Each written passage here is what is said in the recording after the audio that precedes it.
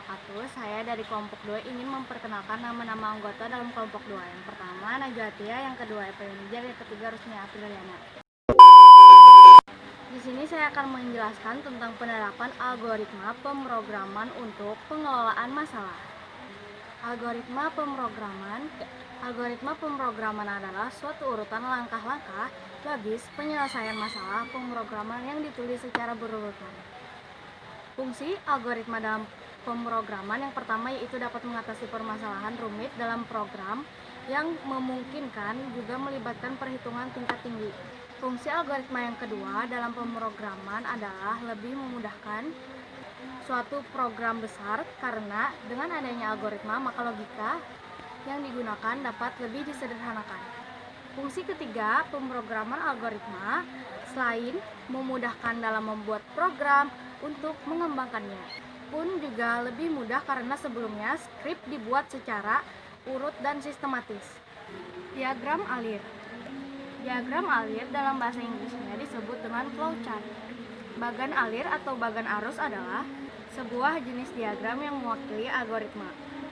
Alir kerja atau proses yang menampilkan langkah-langkah dalam bentuk simbol-simbol grafis dan urutan yang dihubungkan dengan panah. Nah, jadi untuk materi selanjutnya akan dijelaskan oleh teman saya yang bernama Eva Yunija. Saya akan menjelaskan materi sebelumnya yang dibawakan oleh teman saya. Ciri-ciri algoritma pemrograman. 1. Algoritma mempunyai awal dan akhir. 2. Apabila algoritma sedang mengerjakan sebuah langkah yang mempunyai sifat yang terbatas, maka ia harus menghentikan apa yang sedang ia kerjakan. 3. Mempunyai nilai 0 ataupun lebih. 4. Harus bersifat efektif, dalam artian harus bersifat sederhana, agar nantinya bisa langsung dikerjakan dalam waktu yang sesingkat mungkin. 5. Beberapa langkah yang biasanya disusun kalian harus bisa mengartikan dengan tepat dan tidak menimbulkan ambigu. 6. Mempunyai nilai 0 ataupun lebih. 7. Memiliki kelebihan dan tentu saja. Saya akan menjelaskan materi kedua. Memahami arsitektur rancang bangun mikroprosesor pengetahuan. Membuat blok diagram arsitektur mikroprosesor keterampilan. Rangkum materi dari bahan modul YouTube atau sumber yang lain. Mikroprosesor.